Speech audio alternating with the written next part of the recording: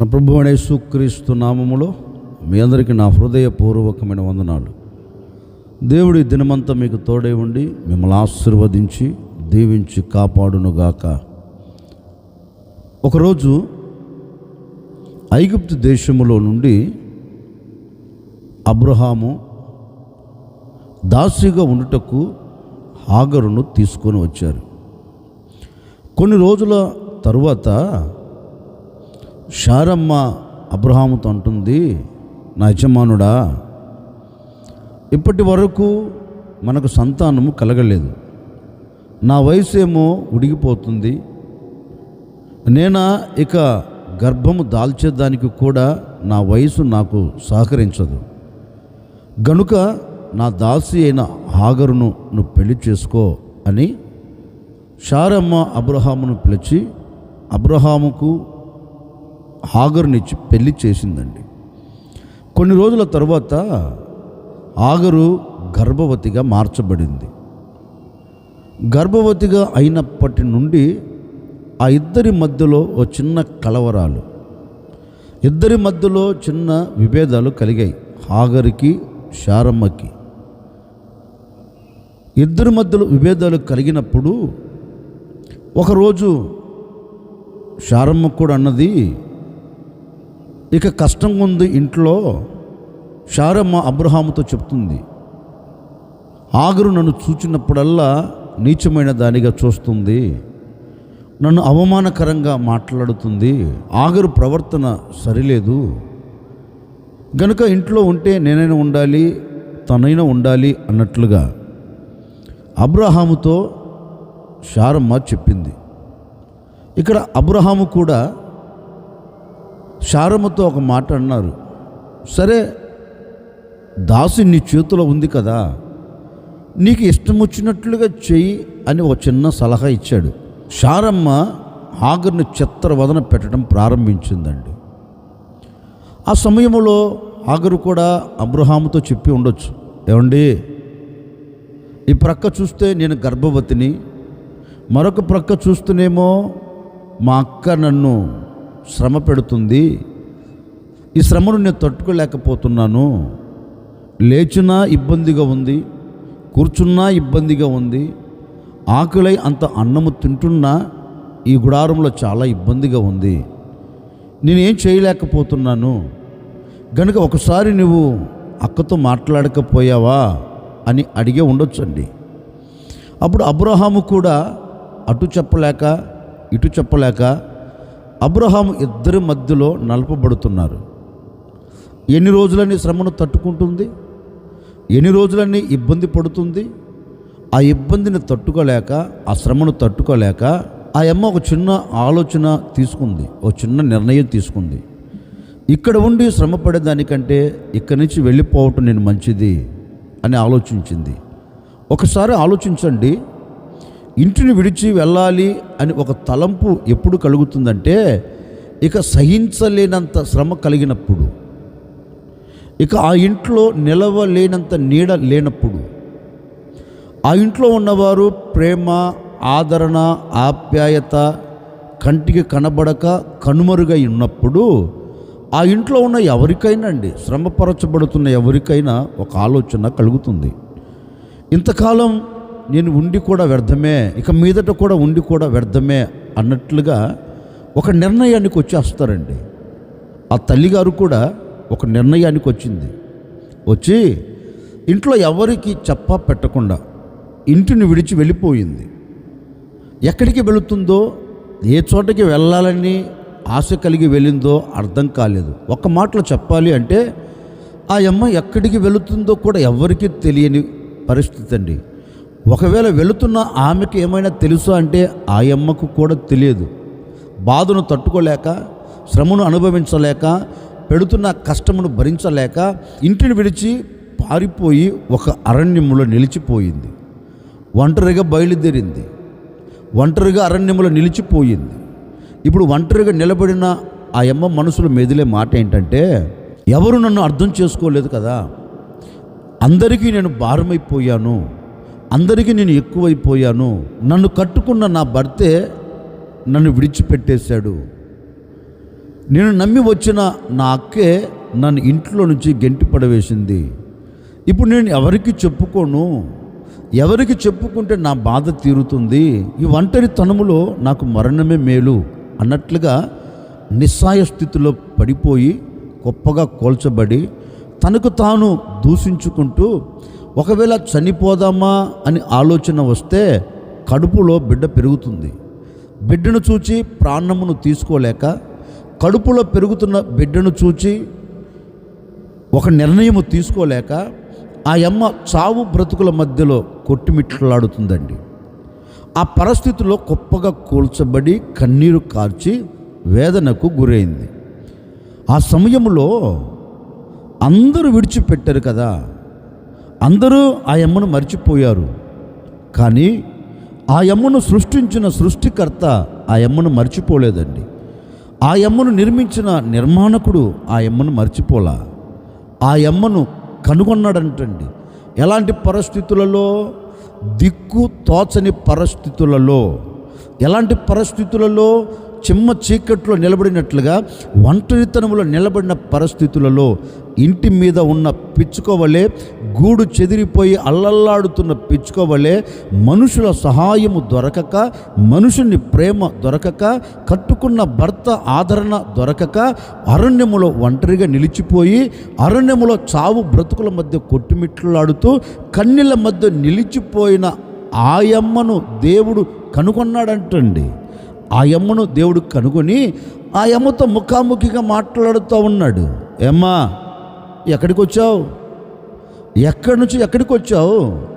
ఎక్కడి నుంచి ఎక్కడికి వచ్చి ఎక్కడికి వెళుతున్నావు అని ఆ అమ్మను అడిగారండి. ఆ అమ్మ హృదయంలో ఉన్న మాట దేవునితో చెప్తుంది. ఏం లేదండి, నా కుటుంబాన్ని విడిచి నేను నమ్మి ఒక ఇంటిని ఆశ్రయించాను. ఆ కుటుంబంలో ఏదో పని చేసుకుంటూ బ్రతుకుతున్నాను. నేను ఏ రోజు కూడా ఆ ఇంటికి ఇళ్ళాళ్ళు అవ్వాలని, ఆ ఇంటికి యజమానురాలుగా మారాలని ఏ రోజు కూడా నేను కలలో కూడా కల కని ఉండలేదయ్యా. కానీ ఏదో అనుకోకుండా అన్నీ జరిగిపోయాయి. జరిగిపోయినందువలన ఇప్పుడు నేను ఇబ్బందులు పడుతున్నాను. ఒకప్పుడు ఇబ్బంది లేదు.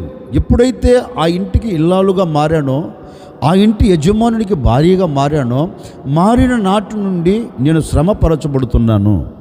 ఈ శ్రమలో కట్టుకున్నవాడు నన్ను అర్థం చేసుకోవలేదు. ఎంత చెప్పినా నా మాట వినలేదు.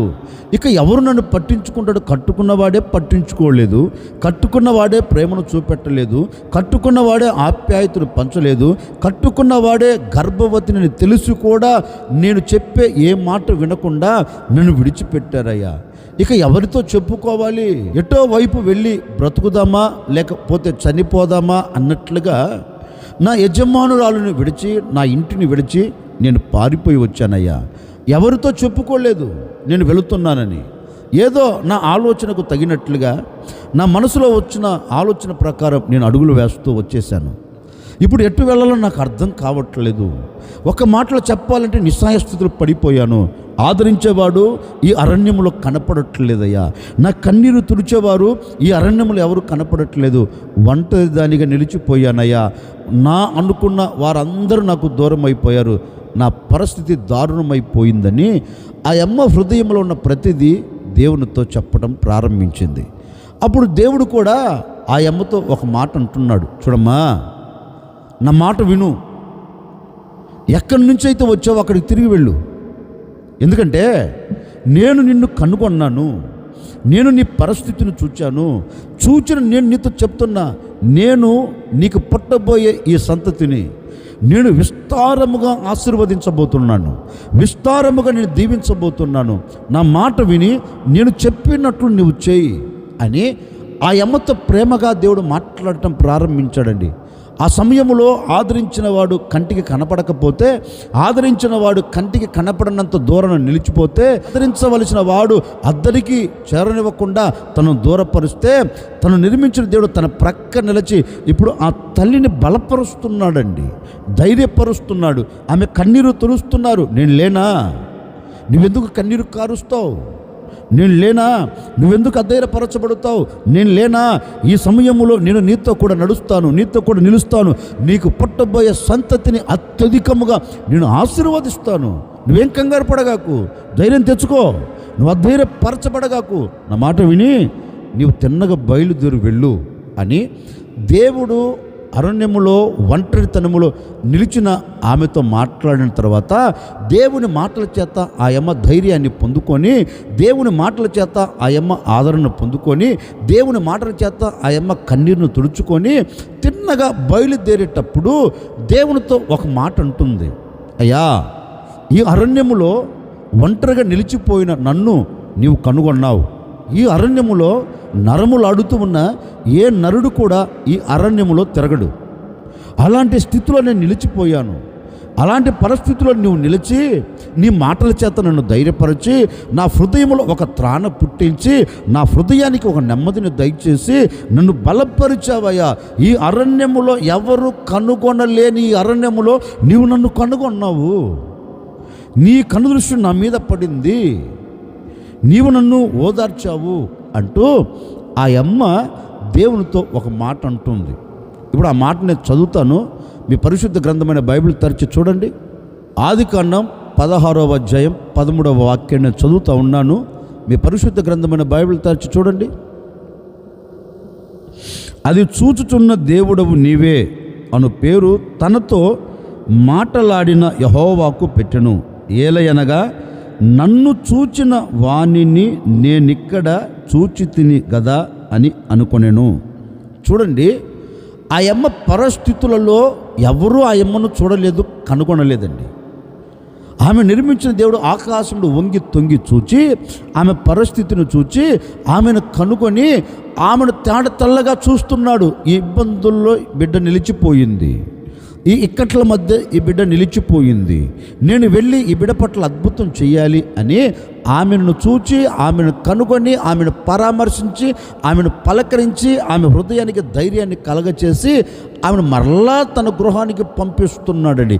పంపిస్తుండగా ఆగరంటది, అయ్యా, నీవు చూచే దేవుడవు, నేను పడి ఉన్న స్థితిని నీవు చూచావు, నేను ఓదార్పు పొందలేని పరిస్థితి నీవు చూచావు, నా కన్నీరుని నీవు చూచావు, నా పరిస్థితిని నీవు చూచావు అని దేవునితో అంటుంది. నీవు చూచే దేవుడవు. ఏ పరిస్థితులలో ఏ మానవుడు నిలబడినా, ఎలాంటి నిస్సాయ స్థితిలో ఏ వ్యక్తి నిలబడినా ఆ వ్యక్తిని నువ్వు చూచే దేవుడవు, ఆ వ్యక్తిని నువ్వు కనుగొని ఆ వ్యక్తిని నువ్వు చూచే దేవుడవయ్యా అని ఆగురు దేవునికి ఒక పేరు పెడుతుందని. నీవు చూచుచున్న దేవుడవు. మన దేవుడు ఎవరు? చూచేవాడు. మన దేవుడు ఎవరు?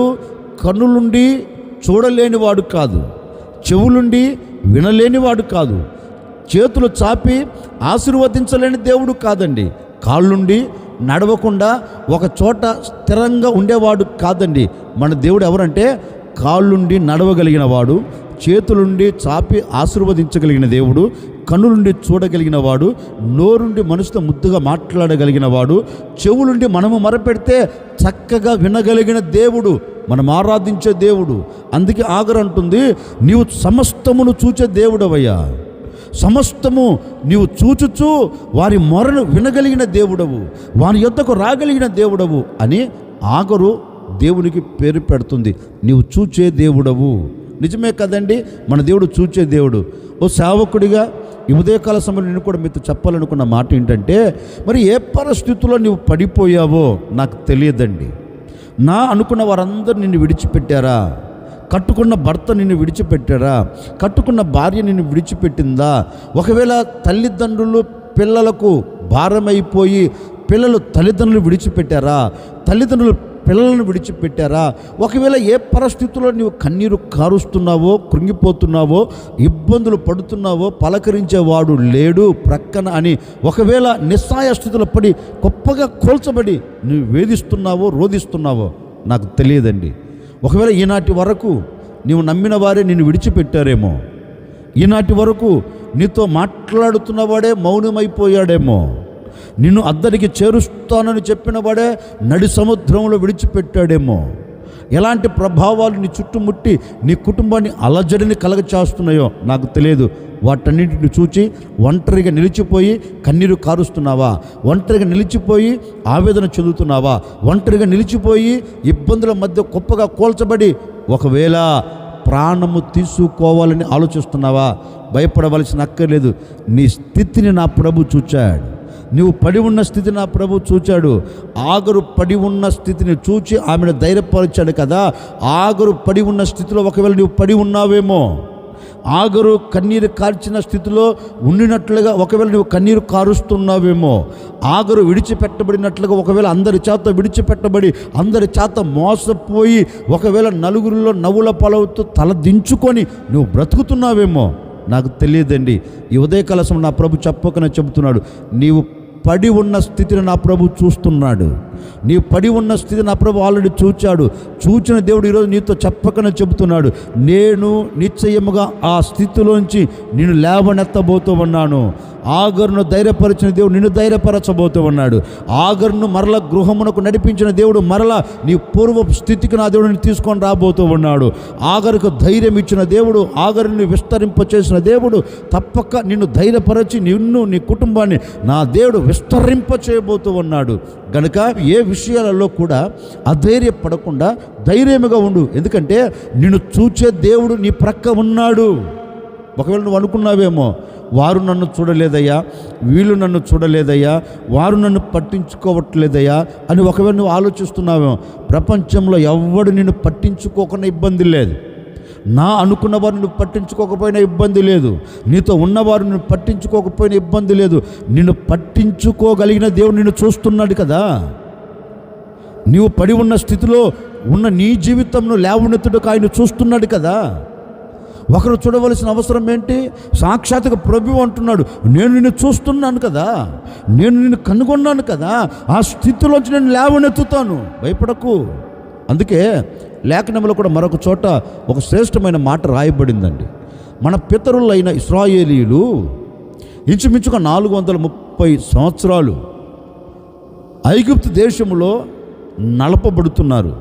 వారు ఎలా నలపబడుతున్నారంటే తల ఎత్తుకోలేక వారే మట్టి తెచ్చుకోవాలి, వారే తెచ్చిన మట్టిని తొక్కాలి, తొక్కిన మట్టిని ముద్ద చేయాలి, ముద్ద చేసిన మట్టిని ఇటుకలుగా తయారు చేయాలి, ఇటుకలుగా తయారు చేసిన ఆ ఇటుకలను తీసుకొని వెళ్ళి గొప్పగా పేర్చి వాటిని కాల్చాలి.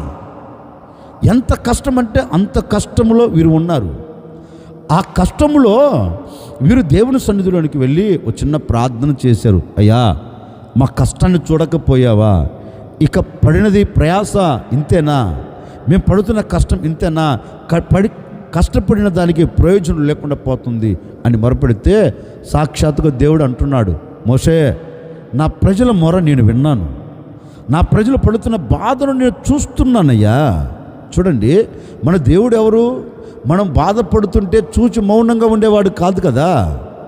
మనము బాధపడి కన్నీరు కారుస్తుంటే నాకెందుకు దాటిపోయేవాడు కాదు కదా.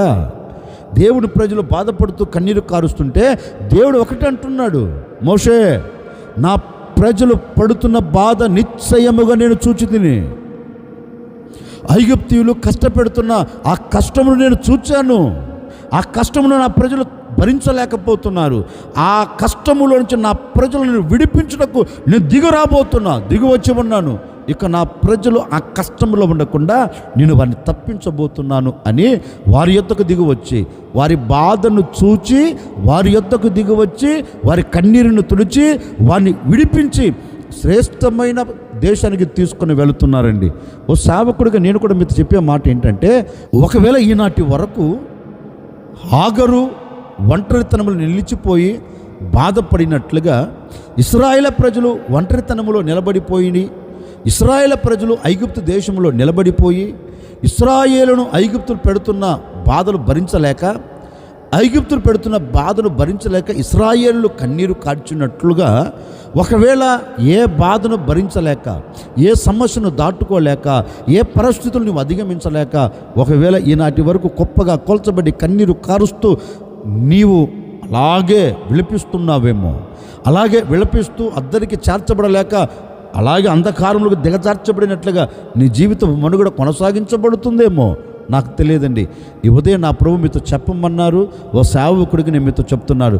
ఆ రోజు అరణ్యములో దేవుడు ఆగరును చూచినట్లుగా, ఆ రోజు ఐగుప్తు దేశములో ఇశ్రాయేలు పడుతున్న కష్టమును చూచినట్లుగా, ఆగరును చూచి ఆగరును ధైర్యపరిచి మరల వెనకకు తీసుకొని వచ్చినట్లుగా, ఇశ్రాయేలు ప్రజలు పడుతున్న కష్టమును చూచి ఆ కష్టము నుంచి వారిని విడిపించి ఆశీర్వాదకరమైన చోటకి తీసుకొని వచ్చినట్లుగా, నిశ్చయముగా నీవు ఏ కష్టములో ఉన్నావో, ఏ ఇబ్బందుల్లో ఉన్నావో, ఏ ఇక్కట్లో ఉన్నావో నా ప్రభు ఈ దినము చూచి ఉన్నారు. ఆయన నీతో చెబుతున్నారు. నీ బాధను చూచిన దేవుడు, నీ ఇబ్బందిని చూచిన దేవుడు, నువ్వు పడుతున్న ప్రయాసను చూచిన దేవుడు, నువ్వు పడుతున్న కష్టమును చూచిన దేవుడు, నువ్వు ఇబ్బంది పడుతున్న ఆ ఇబ్బందుల మధ్యలో నలిగిపోతున్న నిన్ను చూచిన దేవుడు ఈ ఉదయకాల సమయంలో చెప్పక్కనే చెబుతున్నాడు, భయపడకు, నేను నీ పరిస్థితిని చూచిన నేను నీకు పూర్వ వైభవం మరల కలగ చేయబోతున్నాను. చూచిన నేను ఆ సమస్యల మధ్య నుంచి తప్పించబోతూ ఉన్నాను. చూచిన నేను మీ బాధల మధ్యలో నుంచి మిమ్మల్ని విడిపించి ఆశీర్వాదకరమైన చోటికి నేను మిమ్మల్ని తీసుకొని వెళుతున్నాను అని నా దేవుడు ఈరోజు నీతో మాట ఇస్తున్నాడు. ఒకవేళ నీ చేతి పని విషయంలో బాధపడుతూ వచ్చావా? నీ వ్యాపార విషయంలో గొప్పగా కోల్చబడుతూ వచ్చావా? నీ కుటుంబ పరంగా ఎన్నో శ్రమలు, ఎన్నో అవమానాలు దిగమ్రింగుతూ ఒకవేళ తల ఎత్తుకొని బ్రతకలేక ఈనాటి వరకు తల దించుకొని నీ ఉన్న చోట నడిపించబడుతున్నావా? కంగారు పడగాకు. మీ పరిస్థితులన్నిటి నా ప్రభు చూచాడు. మీ పరిస్థితులన్నింటిని చూచిన దేవుడు మీతో చెప్పకనే చెబుతున్నాడు. నిశ్చయముగా నేను మీ వద్దకు వచ్చి మీ సమస్యల మధ్యలో నుండి, మీ బాధల మధ్యలో నుండి, మీ ఇక్కట్ల మధ్యలో నుండి నేడు మిమ్మల్ని అందరినీ విడిపించబోతూ ఉన్నాను. మిమ్మల్ని అందరినీ తప్పించబోతూ ఉన్నాను. ఇప్పుడు వరకు చూచిన శ్రమ ఇక మీదట నీవు చూడకుండా ఉండేదవుగాక. ఇప్పటి వరకు కార్చిన కన్నీరు ఇక మీదట నీవు కార్చకుండా ఉండేదవుగాక. ఇప్పటి వరకు పడుతున్న బాధ ఇక మీదట నీవు పడకుండా ఉండేదవుగాక.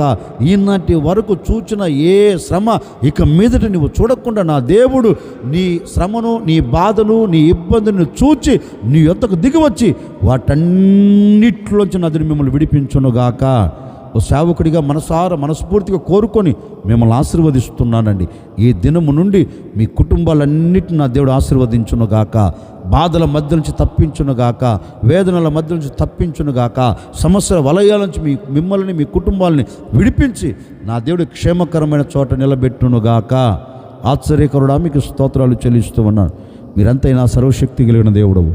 ఈ విధంగా మరొక దినములో మేము చేరి మిమ్మల్ని స్తుతించున్నట్లుగా, మిమ్మల్ని ఆరాధించున్నట్లుగా, మిమ్మల్ని ధ్యానించున్నట్లుగా మీరు చూపెట్టిన కృప కొరకై మీకు స్తోత్రము తండ్రి. ఆనాడు అరణ్యములో ఆగరును కనుగొని ఆమెను చూచారు. ఆనాడు ఐగుప్తు దేశంలో ఇశ్రాయేలు పడుతున్న కష్టమును చూచిన దేవుడవు మరలా ఆగరును ఆశీర్వదించినట్లుగా, ఆగరుకు సంతోషం ఇచ్చినట్లుగా, ఇశ్రాయేలును విడిపించి క్షేమకరమైన చోటకి తీసుకుని వచ్చినట్లుగా ఈ ప్రజలు ఎన్ని ఇబ్బందులు పడుతూ వచ్చారో, ఎన్ని ఇక్కట్లు అనుభవిస్తూ వచ్చారో, ఎన్ని శ్రమల పాలవుతూ వచ్చారో, ఈ దినము నుండి ఈ ప్రజలను తప్పక మీరు విడిపించబోతున్నదికై మీకు స్తోత్రం, తప్పించబోతున్నదికై మీకు స్తోత్రం. వీరిని చూచిన మీరు వీరికి విడుదలను మీరు కలగచేసినందుకై మీకు స్తోత్రాలు చెల్లిస్తూ యేసు నామములు అడిగి వేడుకొనుచున్నాము తండ్రి, ఆమెన్. ఈ దినమంతా నా ప్రభు మీకు తోడై ఉండి మీరు పడుతున్న ప్రతి కష్టమును, మీరు పడుతున్న ప్రతి ఇబ్బందిని, ప్రతి ఇక్కట్లను నా దేవుడు చూచి మీ వద్దకు వచ్చి వాటన్నిటికీ విడుదలను కలగచేసి మీ కుటుంబాలన్నింటిని ఆశీర్వదించునుగాక.